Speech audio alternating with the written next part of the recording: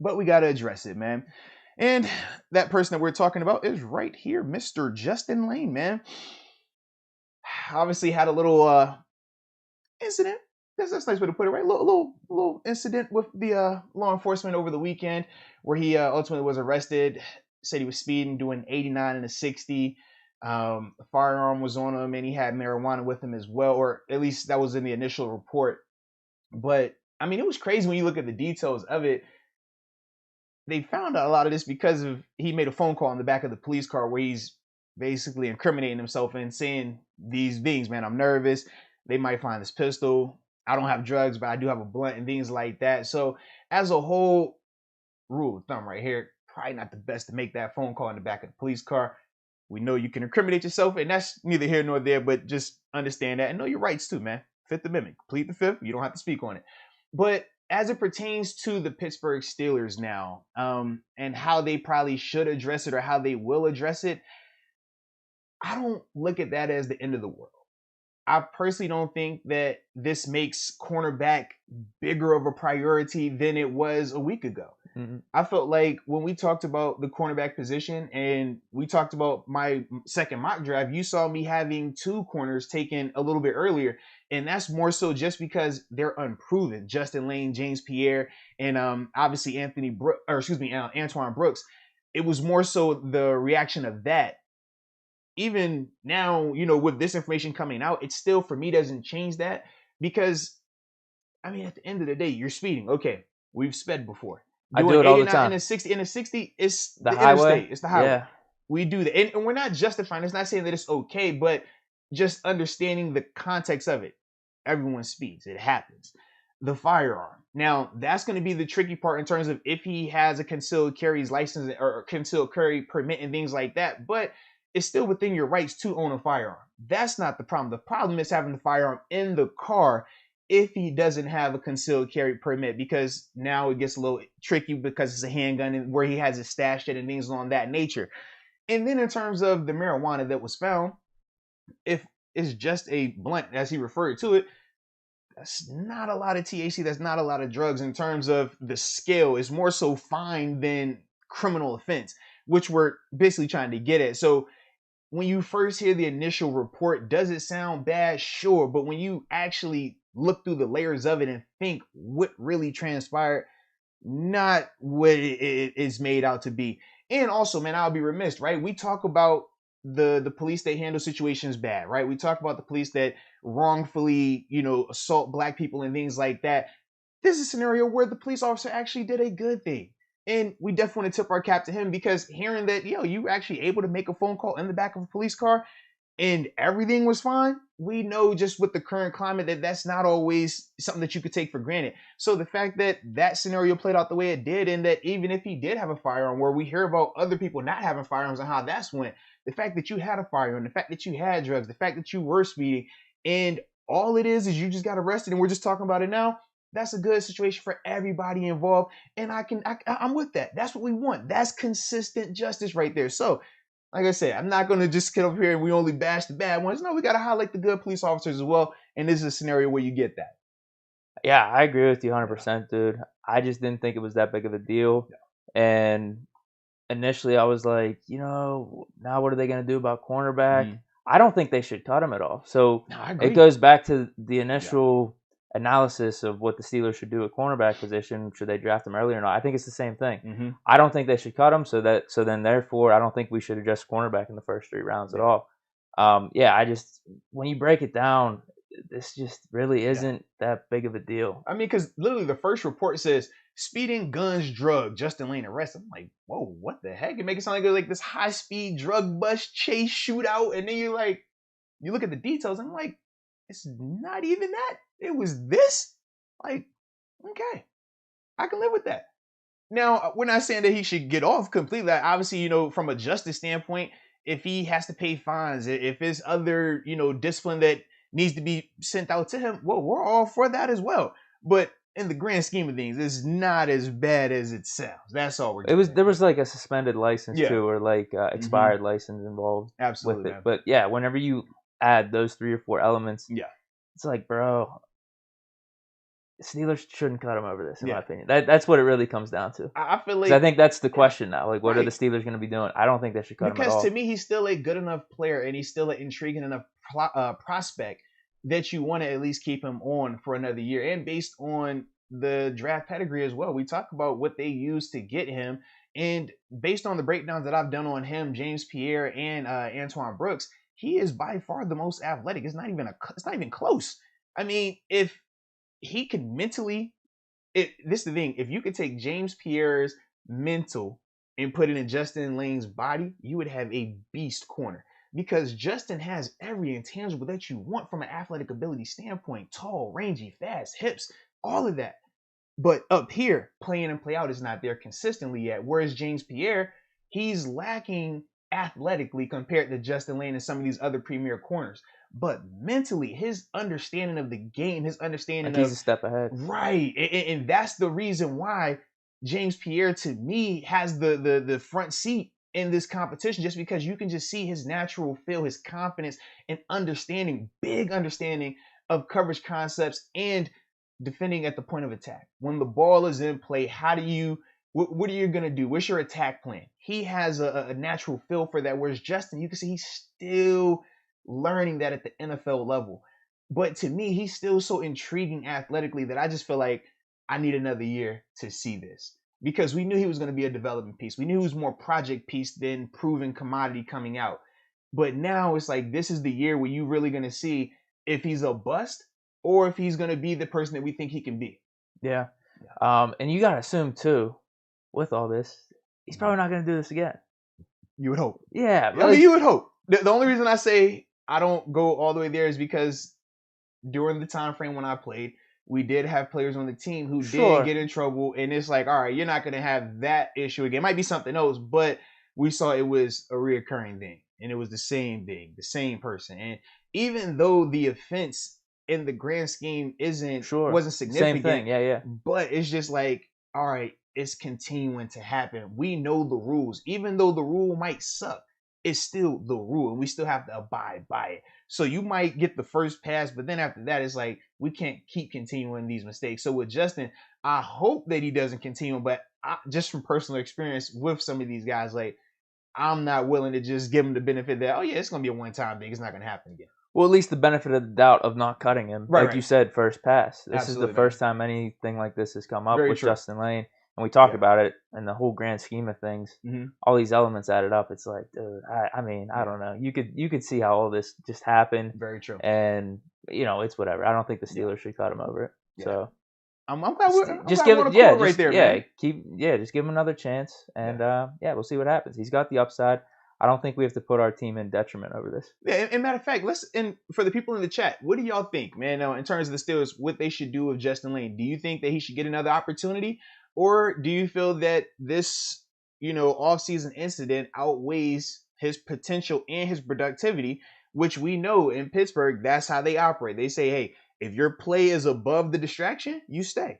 If your play is below the distraction, well, now we might be releasing you if the circumstances make sense. So with that being said, like I said in the chat, just let us know, man. If you think that the Steelers should keep him, let us know. If you think that he should get cut, let us know that as well. Let's see. Because we already had some people already talking about it, man. Yeah, what are people saying? All right, so a lot of Layne is a bust. I'm hearing a lot of that right now. It has nothing to do with just nothing even to do with the arrest. Okay. They were saying, this guy, Quincy says, unfortunately, he may be another cornerback bust. Then I do like this perspective right here from CB_HU23. How is this an incident? At least AB was doing 120 in a 911 GT3, like, man, and AB was doing it on a residential street also, man, coming down McKnight Road. Yeah.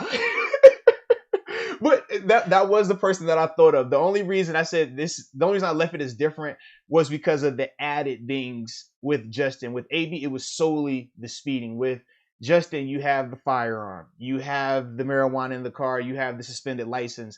So those are the things that make it just a little bit different, along with the fact that he's actually the one confessing to it on the phone in the car. That's another thing. Whereas with AB, he could have had whatever in that car, but we don't know because he never said anything. It was just the speeding element of it. So that's the reason why This is just a little bit different than the AB scenario, even though I think AB's was more dangerous because of the location and how fast he was going. I just feel like with Justin, because of the added elements, the added variables, that's what makes it more significant. Yeah. Yeah. Let's see. Scott says we should cut ways with Justin Layne. I don't get why though. Yeah, I'm trying to see. Yeah, unless they think this incident was so egregious. Because I don't feel like it was egregious. Yeah, like exactly. That. And we wouldn't have cut him normally. Like why would we put our team in detriment like that? Yeah. If he does have this upside, so he was a former third round pick. Here. So Vikesh says keep Justin Layne. Drafting a quarterback is obviously a crapshoot and an unknown, along with the fact that the Steelers' track record as it pertains to drafting corners isn't the best either. So definitely that kind of plays into this thing. Let's see. Juicebox32. Shout out to you, Juicebox. I like your name. First time offense, give him a break this one time. I'm a big believer in that as well, man. In terms of now, we can have our thoughts of if we think it will happen again or not, but at the end of the day, we do allow the guy or should at least allow the person to show that, hey, it was a one-time thing because this was his first offense. I don't think we've heard of anything from him when he was at Michigan State collegiately. I haven't heard anything from him professionally outside of this event, outside of this incident either. Yeah, we interviewed him too. Yeah, and he was a good guy. Yeah, he seemed like a good dude. Guy. Yeah, genuinely, sure. Man. So, yeah, and definitely check out that interview too, man. If y'all want to check his character out, just, right here on the channel. Yeah, definitely. Can't hurt. All right, let's see what else people are saying, man. Cut him. Let's see, a lot of cut him. Really? A lot of. I don't understand that at all. Now, hold on. Let's do this then. Some of those top. Where would we be thinking? We'd be like the Asante Samuel Jr. range. Jason Robinson, Newsome, like kind of those cornerbacks. If we were gonna draft one, like late first, second, third, something like that, how would you compare Justin Layne to those dudes? Like, how much more confident would you be in maybe some of these rookies versus Justin Layne or vice versa? If it's Greg Newsome, right, the kid out of Northwestern, I like him a lot. I personally, if I was gonna go with either one, I would go with Greg, just because I haven't seen him look lost mentally. Whereas with Justin, at the NFL level, even though he has nice plays, he has some really bad plays where he just looks mentally like he's thinking too much. Never athletically overwhelmed, just mentally you're thinking way too much. And it makes him do just erratic things or puts him in positions where he's putting way more stress on his body athletically to recover, when if his eyes would have been right and he would have just aligned, 3 yards off, 1 yard outside, it would have been way easier of a situation for him. So that's the reason why for me, I'm like, if it's Greg Newsome, yeah. Asante Samuel Jr., probably not, just because he's a smaller corner. And for me, I like size on my perimeter. I want bigger body corners. Tyson Campbell, I think those probably are very comparable. And if that's the case, I probably would go Tyson just for the sake of the newness of it. Because at least I've seen multiple years now with Justin. And it's like, if I'm not drafting a guy early, well then, yeah, based on what we have on the roster, he absolutely deserves a shot. But if I'm picking a Tyson Campbell, and I think these two guys are similar, I'm going to go with Tyson because I don't have the bad plays in my mind. Like, it's certain plays from Justin I'm never going to be able to forget. Like, it's one of them things. And with everybody you watch, with everyone you watch, you'll have that case where it's like certain plays, no matter how many great things this guy has done, you're just like, I remember that. Like, scarred. Everyone brings up, think about how many people will bring up Ben's throwing the interception against Denver to the D lineman. Out of all the good that he did in that game, we remember that play though. And it's just like, you're never going to forget that. Or Fitzgerald Toussaint, right? You're never going to forget the fumble in Denver, right? I will never forget But you see, like, the energy, right? Yeah. Regardless of everything else he did well in that game, regardless of everything else he did well in multiple games leading up into that, because of that, you're always going to remember that. It doesn't matter if he goes on and wins a Super Bowl MVP 2 years from now, right? You're always going to remember that play. And with Justin, it's certain plays for me, I'm just like, I can't unsee that. He'd have to ball out there. Yes, but I just can't unsee it. It'd still be in the back of your mind. Yeah, I would never be able to unsee it. It's just one of them things, man. Dude, you sound appalled right now from some of this film. No, because this is the thing. When you watch a lot of the that's the difference between like watching tape versus like watching the highlights. The highlights only show the positive plays, only show the good plays. And you're a good player, you should have at least a minute to 2 minutes of just high quality plays. But then when you start to dig deep into some of these guys, and you're like, let me just watch him in a game, not a highlight. Just turn this game. I want to see him play in and play out. That's when some of that pops up. So, like for Justin, yeah, if you wanted me to make a 10-play highlight clip right now, I could do that. But I could also show like a 20-play highlight clip of the not so good, and that's going to have you 10 like, and 10. you know what I mean? And then you'll just be seeing like, well, how do you want to spin this? So that's what when I talk on Justin, part of me, I'm intrigued. Part of me, I'm excited. Part of me, I think he can do these things. But then the other side, because I've seen so much of him on tape, I'm just like, I can see where this could potentially be a lost cause, where he's going to be a great athlete, but he's going to be more so like the kid that we got from Cleveland. Remember, he was a first round pick. Was it top 5? Was he top 5, top 10? Gilbert. Pick? Yeah, Justin Gilbert. And great athlete. Reminds me on tape athletically of Justin Layne. When I watch him, I'm just like, great athlete, size, hips, can run fast. Remember, I was here when Justin came, and we were like, oh, this is great. Can upgrade the cornerback position. And we're just like, great athlete, doesn't understand ball skills, doesn't understand combat catch, doesn't understand the defense as a whole, and is putting him in so many bad positions. And at this level, it's already tight enough. I'm not going to give you a head start when we already, are equal in speed, or you might be a little faster than me. I can't give you a head start. But with some of these guys, these younger corners, just them not being aligned right or not understanding where their help is and things like that, it puts them at a competitive disadvantage. And some guys will catch on, but a lot of guys, they don't. A lot of guys, it's like, man, they never catch up to it. And then they just, become draft busts and they wash out the league. That's so interesting because whenever you're doing this draft process and analyzing college football players, that part of the game, that's probably so hard to get. It is. Just scouting. Absolutely. Yeah. So you don't know what you're getting. Because James Pierre, undrafted, but now you're telling me he's got the inside lane over Justin Layne. But this is the thing, right? There, but if you are the scout, it's a lot easier to hear positive about Justin Layne, who's playing at Michigan State, constantly playing against Michigan, playing against Ohio State. So if I'm going to scout Ohio State and this guy's making plays, well, I don't have to look for him. He's right here. So now I can scout him, and yeah, he looked really good in college. So you're going to see a lot more of the good plays, even though you're like, all right, maybe this is an issue, but is it more so because his defense as a whole wasn't as good? And that's why he's getting put in this position right here. So that's the intrigue part. Whereas James Pierre, if you're not, going crazy at your level that you're playing at, no one's really going to notice you. Like, and that's always my knock as a 1AA guy compared to a 1A guy. It's like, you can be average at the 1A level and still get noticed, still get drafted. You have to be dominant at the 1AA level to even get in consideration up there. How many times have we seen, oh, this is the backup linebacker, this is the backup wide receiver, this is the backup this guy. You talk yourself into it. Right. Whereas over here, it's like, oh, this was the equivalent of the Heisman Trophy. This is the equivalent of the Biletnikoff. This is the equivalent of the Legursky right here. And you're like, dang. He used up all of his good plays in it's college. It's like, well, I don't know, man. Or maybe it's the competition, right? It might be the competition. Right? Maybe that was it. The backup for like Georgia or something like that. Oh, wait, I still think he's got untapped potential. He wasn't used right. He was. They were so low. Look who he was playing behind. So that's a part of it. So that's why a guy like James Pierre can go undrafted, but then get here, and it's like mentally he is light years ahead of this guy. Whereas this guy got drafted higher because he played and just had more exposure. That's sometimes what it comes down to. It was plenty of guys when I got to Buffalo, and it was like, man, even though I may not be as athletic, or I might not have played at this school, it's like, I'm way smarter than this guy. Like, this dude doesn't know anything right here. Whereas, like, I know 6 technique, 7 technique, 9 technique, 5, 4, 3, 3 out, 4 out. Like, I know I can draw the whole defense up like day one. But it's certain players that they just don't. They've never had to understand. They've never had to learn it because they were just such great athletes. But at the NFL level, everybody's a great athlete. Everybody's good. Everybody was the best at their high school. Everybody was the best at their college. Everybody was All-American. It was like, oh, you're just a one-time All-American?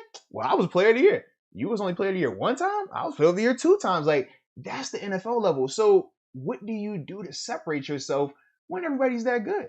And that's where the mental comes in. Sure. Yeah, man. Interesting stuff, dude. Absolutely, man. Either way, even talking about this, I think we still agree we shouldn't cut Justin Layne. Yeah, I agree, man. Can't cut the load, man, yet. Let him take a little bit of time, man. Let him take. And like I said, if it was a hard drug, heroin, cocaine, pills, cool, all right, we can go crazy over it. But for marijuana, I've already told you. I personally feel that they should use the marijuana a lot more than the pain pills that they prescribe us as football players that destroy your body and make you addicts. I've seen it all. So that's why for me, like, that doesn't bother me. Then. No, for sure. I agree. Definitely. I'm trying to think anything else with this. Yeah, let's say Justin Layne doesn't live up to potential though next year. Then it's like then you cut your ties. You good. But it's based off the football, not on this. Right. Yeah, absolutely. I think we're good. Listen, I'm fine if they say in 2 weeks in training camp, yo, he sucks. Cut him. Based off of football. Cool with that. Don't cut him off of this though. Yeah. Because this is not that significant.